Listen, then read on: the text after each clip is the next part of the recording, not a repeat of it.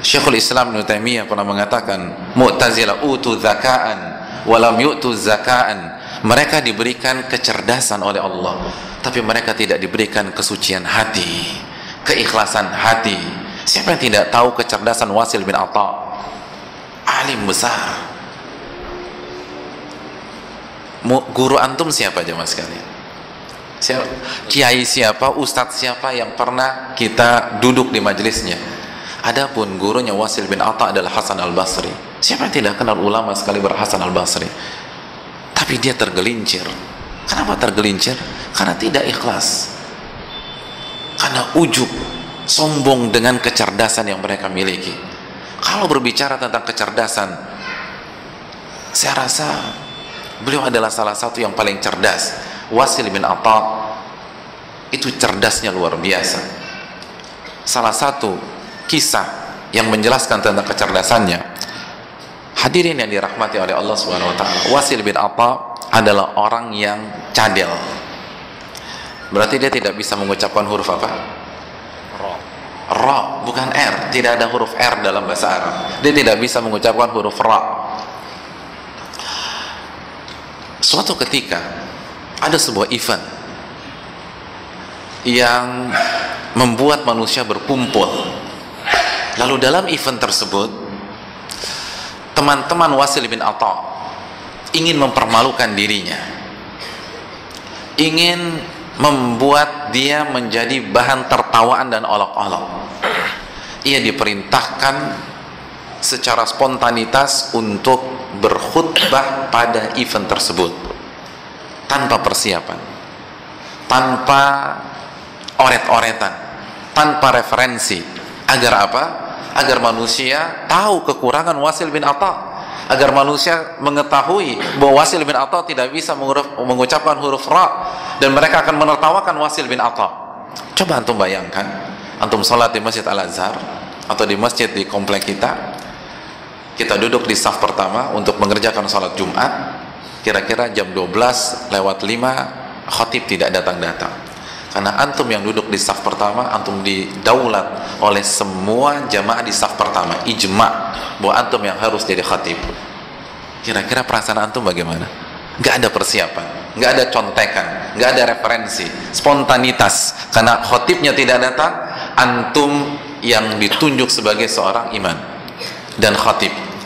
Karena mungkin di saf itu antum yang jenggotan misalnya, antum yang pakai peci putih, antum yang pakai baju Pakistan, kayaknya antum yang paling pantas, antum aja yang jadi khatib. Kira-kira perasaan antum gimana? Itu mungkin mimbar bergetar, semua hafalan hilang. Ketika kita bicara terbata-bata, bagaimana? Karena kita tidak ada persiapan. Kira-kira itulah perasaan Wasil bin Atha. Tapi mau tidak mau, karena ditunjuk oleh seluruh orang yang berada di sekitar itu, akhirnya dia berkhutbah, dia berpidato dengan pidato yang akan dikenang oleh para ulama sampai detik ini.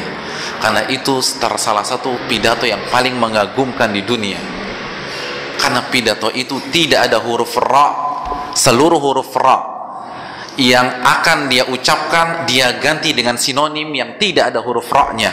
Oleh karena itu dari A sampai Z pidato tersebut tidak ada huruf ra. Antum pernah dengar pidato tidak ada huruf R? Wasil bin Atha bisa buat pidato seperti itu tanpa persiapan, secara spontanitas. Semua kata dalam bahasa Arab yang ada huruf ra-nya dia ganti secara spontanitas dengan sinonimnya yang tidak ada huruf ra. Oleh karena itu dia menjadi buah bibir pada saat itu. Coba kalau antum dikasih waktu 2 minggu, tolong buat khutbah tanpa huruf R, bisa nggak? Baru pembukaannya sudah gagal. Dengan rahmat Allah yang maha pengasih, gagal. Rahmat ada huruf R.